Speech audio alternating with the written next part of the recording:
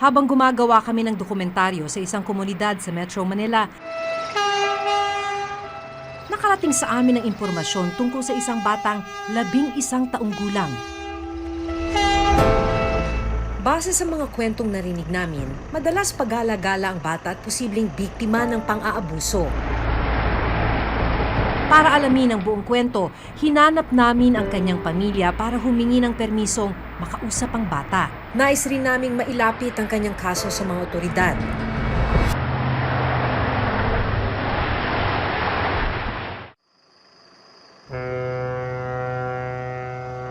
Sa gitna ng gabi, naabutan naming pagala-gala sa kalsada si Angel. Sa loob ng 2 taon, mag-isa nang binubuhay ng bata ang sarili. Nagala-gala po. Nangingingi na lang ako. Pinapakain. Dapat ay nasa grade 5 na si Angel, pero ni minsan, hindi siya nakapasok sa eskwela. Hindi pa po ako nag-aaral. Kahit kailan di pa po ako nag-aaral. Gusto ko po mag-aral kasi wala lang kami pang-aral. Pero bakit nga ba nag-iisa sa kalsada si Angel?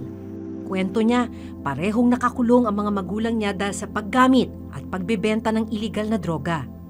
Sino unang nahuli? Papa ko po. Andun kami sa bahay namin nun. Tapos nahuli siya bigla. Pagkagising namin ng may pulis na may pumunta na. Nagbibensya siya ng shabu. Nagbenta niya ng shabu, ay nahuli na siya. Ay nahuli na siya. Ano kaya, iyak na iyak kaya si mama. Yung unang iyak ni mama, naimatay kaya si mama. Ikaw umiyak ka? Oo, iyak na iyak nga ako eh. Naglumpas ako sa bahay. Sinong sunod na hinuli? Mama ko po. Ano nangyari nung sa mama mo? Droga po. Nakita mo na ba uli yung nanay mo pagkatapos nun? Di pa po. Simula nung naaresto siya, hindi mo pa nakikita nanay mo? Sino na ang kasama mo simula nung maaresto nanay mo? Lola ko tsaka mga tita ko. Parang kumusta na yung naging buhay mo nung wala na yung nanay mo? Ano na nangyari? Ang masaklap, kailangan raw ngayon gumawa ng paraan ni Angel para makakain. At habang nagkikwento si Angel, sinabi niya sa amin kung ano ang pinagdaraanan niya.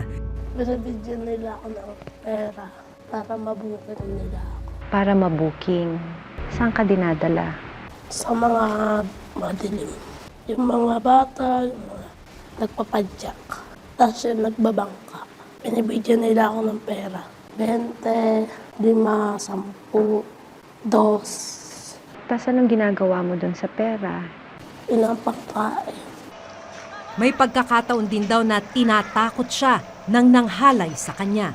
Pag ayoko, papatayin daw nila ako. Pag hindi daw ako sumama, matakbo na lang ako. Kumpirmadong naging biktima siya ng prostitusyon. Sa mga panahong nasa kalsada siya, nangyayari ang pananamantala kay Angel. Dahil sensitibo ang mga sumunod na kwento ng bata, pinili naming hindi na ito idetalye. Pero oras na malaman ang totoong kalagayan ni Angel, agad naming nakipag-ugnayan sa Department of Social Welfare and Development at sa isang NGO para matulungan at ma-rescue ang bata.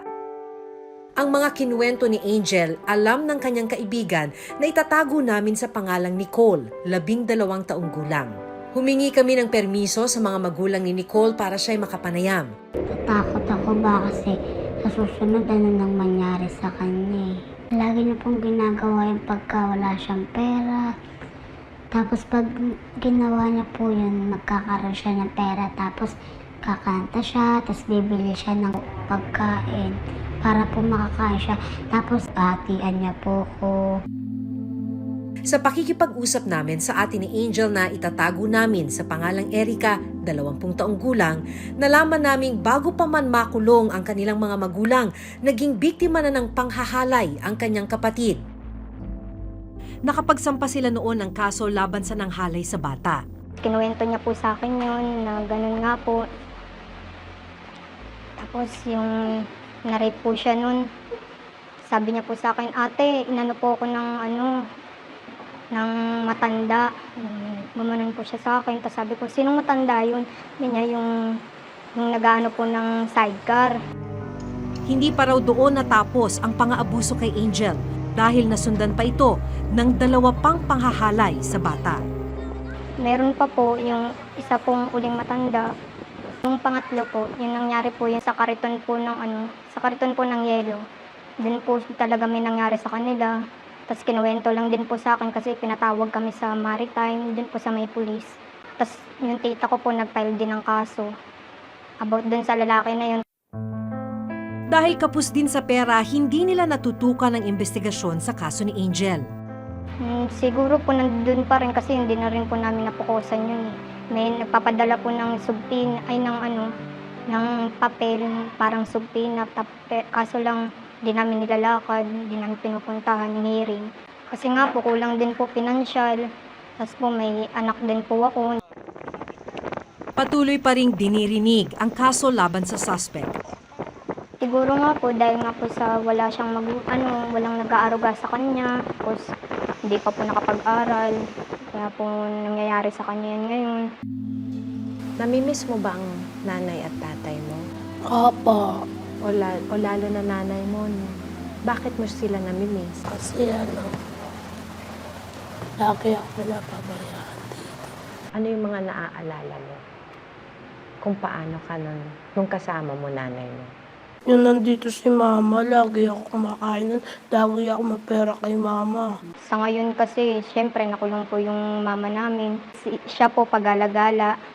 Hindi na po malagaan ng maayos ng mama niya dahil nga po nakakulong. Ang naging epekto po nun, wala na po siyang alam sa mga nangyayari sa kanya.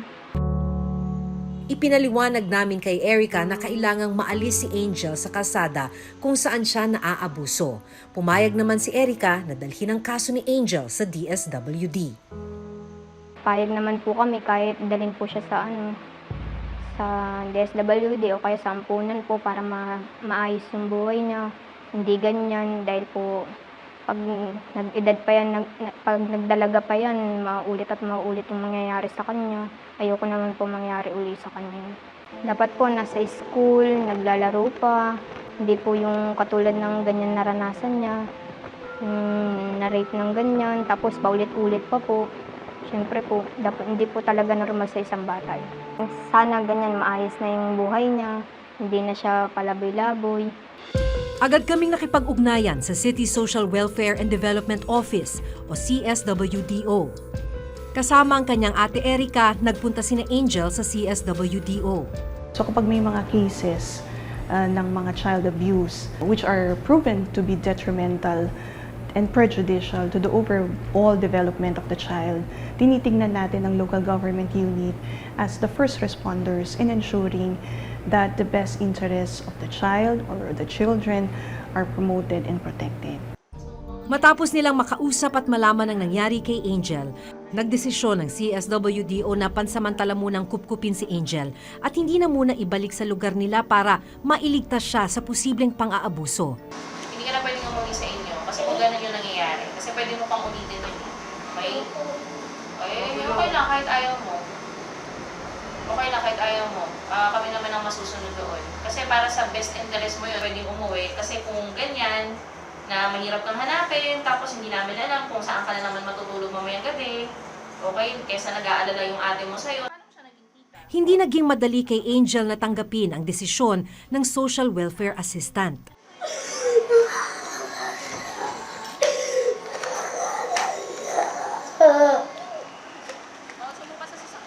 Mula po doon sa ating pakikipanayam doon sa bata, na-confirm natin na siya ay at risk doon sa kanyang komunidad. So hindi siya safe doon sa community kung nasaan siya ngayon. Hindi na advisable na siya ay bumalik pa doon sa komunidad. So minabuti na po natin na i-pull out siya at humana po tayo ng ibang shelter kung saan mas mapapabuti yung bata. Since ang ating naman pong concern ay yung best interest po ng bata.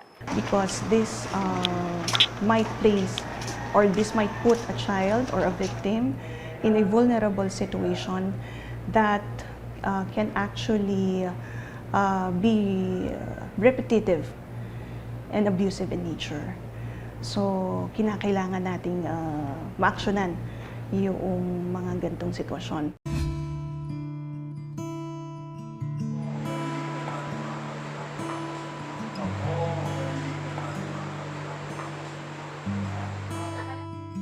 Matapos ang 5 araw sa shelter ng CSWDO, susunduin na ni Erica si Angel para ilipat sa Youth Shelter Facility ng End Child Prostitution and Trafficking o ECPAT.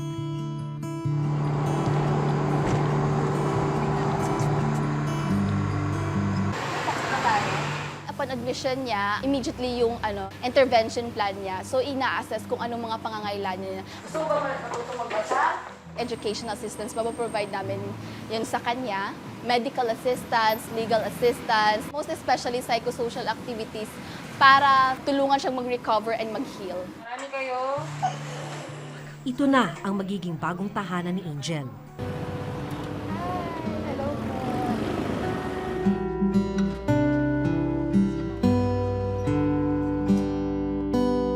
Kumusta dito? Okay lang po.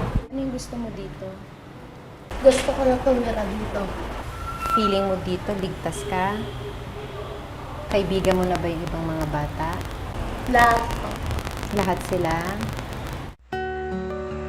Kasama ni Angel sa shelter ang 8 bata na naging biktima ng prostitusyon at sexual abuse. Yung ganitong shelter, ano yung importante na kailangang ma-provide? Lalo na kasi sexually exploited. Those are very difficult cases. Ano po namin is yung temporary protection po. Yung immediate protection talaga na yung sinafocus namin. Tapos later on, healing and recovery po. Yung pinapaintindi namin na mas mabuti na nandito sila at kasi pinapaintindi namin sa kanila na may mga karapatan sila. Kasi yun ang nawawala. Yung self-worth, tapos yung dignity, no? Yun yung unang na-erode when you're sexually exploited, eh. Nito lamang nakaraang August 8, kasama ang social worker ng CSWDO, isinailalim si Angel sa isang check-up. Pero dahil sensitibo ang kaso at menor de edad si Angel, minabuti naming hindi na idetalye ang findings ng doktor, alinsunod na rin sa panuntunan ng DSWD. Marami pa mga bata ang posible o di naman kaya ay nagiging biktima ng pang-aabuso gaya ni Angel. Sa isang pag-aaral ng DSWD, tinatayang nasa 60,000 hanggang 600,000 na street children ang nagiging biktima ng prostitusyon sa bansa. Karamihan sa kanila, walang gabay na magulang, hindi nakakapag-aral, at natuto na lang mamuhay sa kalsada. So, marami mga factors yung nagsasadlak sa mga kabataan natin sa prostitusyon. Wala silang masyadong knowledge or alam tungkol sa mga bagay na nakaka-abuse sa kanila sexually. Of course, central dyan yung poverty. Minsan nga yung mga bata mismo yung naghahanap ng pagkain para sa sarili nila. Kaya nga nagiging vulnerable sila sa mga ganito klase ng mga oppression and abuse. Ayon sa UNICEF, ang Pilipinas ay pang-4 sa mga bansang may pinakamataas na bilang ng mga prostituted children sa buong mundo. Sinasabi po dito na 1 in 5 children or 22.4% have experienced any form of sexual violence in any activity.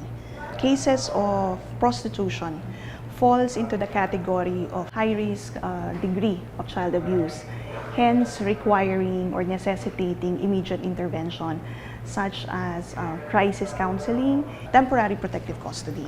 This is necessary because the child who is under such environment will be vulnerable to repetitive abusive activities that will be detrimental to the overall development of the child. Noong nakarang linggo, naganap ang hearing sa kasong panggagahasa na isinampa ng pamilya ni Angel laban sa di umano'y nanggahasa sa kanya. Mahaba-haba pang panahon bago madesisyonan ang kaso. It will take years sa kanyang pag-rehabilitation. Importante lang na bigyan siya ng supportive na environment, beneficial sa kanyang pag-heal at pag-recover.